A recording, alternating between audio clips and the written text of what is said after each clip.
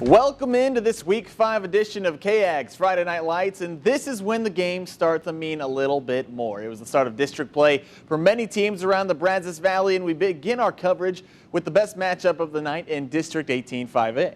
Fresh off a 64-0 beatdown of Elgin, College Station returned home for the first time since Week 1.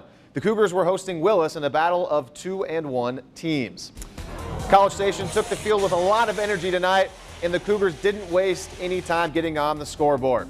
Second play of the game, Reese Easterling. Just a simple zone read, and he finds a lot of green, grassy turf. Easterling goes 70 yards for the score. What a way to open up district play. Cougars take a 7-0 lead. After Willis answered on its first possession to make it 7-6, Easterling goes to the air this time, and he drops that pass right over the shoulder of Cedric Williams. Touchdown, College Station. It's 14-6 now. Same score later in the first, and the Cougar defense has been pretty stingy so far this year, and it steps up here. TaMarcus Davis with the pick. It looks like he's got 6, but he's pushed out of bounds at the 10-yard line. The College Station offense would capitalize on the turnover. Chris Monroe will get the handoff and dive across the goal line. Cougars up 21-6 at that point. College Station running away with it. Cougars up 59-13 in the fourth quarter. Let's head just a bit north in College Station to Tigerland Stadium.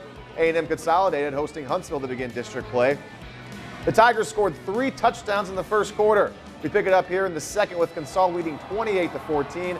Mason Hickson connects with Cade Williams on the slant. Williams hustles down to the 11-yard line for that big game. And on the very next snap, Hickson running the option, decides to keep it. He's in for the touchdown. Not a lot of defense in this one tonight. Huntsville has made the Consol advantage a little bit less. It's the Tigers up 37-34 over the Hornets in the fourth. Elsewhere in 18-5A, Bryan opened its district slate at home against Livingston, hoping to rebound from a shutout loss to Temple. And call them Dennis Rodman because rebound they did early second quarter. Vikes up 14-0. B.J. Ross to Joseph Hedge, who makes the grab for another 6. Bryan takes a 3-score lead at that point. Next Vikings possession, Jarvis Lister on the give. He gets the edge, races away from everyone, 35 yards for another Bryan touchdown. Lee, I know he's a Cowboys fan. He's got to be because he puts up the Des Bryant X right there, 28-zip. Bryan, then backup quarterback Mason Ray rolls right, fires a laser to Hedge for another Viking touchdown. Bryan up 38-8 at the half. They had no problems with Livingston tonight. They bounced back with a 55-14 win to improve to 2-2. They're at Huntsville next week.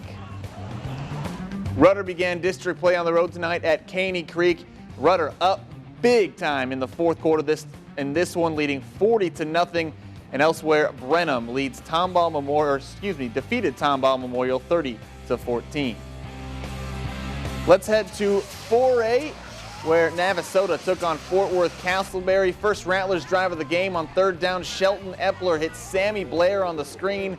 Blair takes it 15 yards for a first down to move the chains for Navasota. Later in the drive, Epler pitches out to Keandrick Filio, who dives in for 6 to get Navasota on the board first. Rattlers led 7-0 after one quarter. Early seconds, it's Epler. And we going over the middle this time to DeEldre Richardson. He does the rest, scooting in for 6, make it 14-0. Navasota would cruise from there to get the 56-13 win. They're off next week before beginning district play October 9th versus Houston Sterling.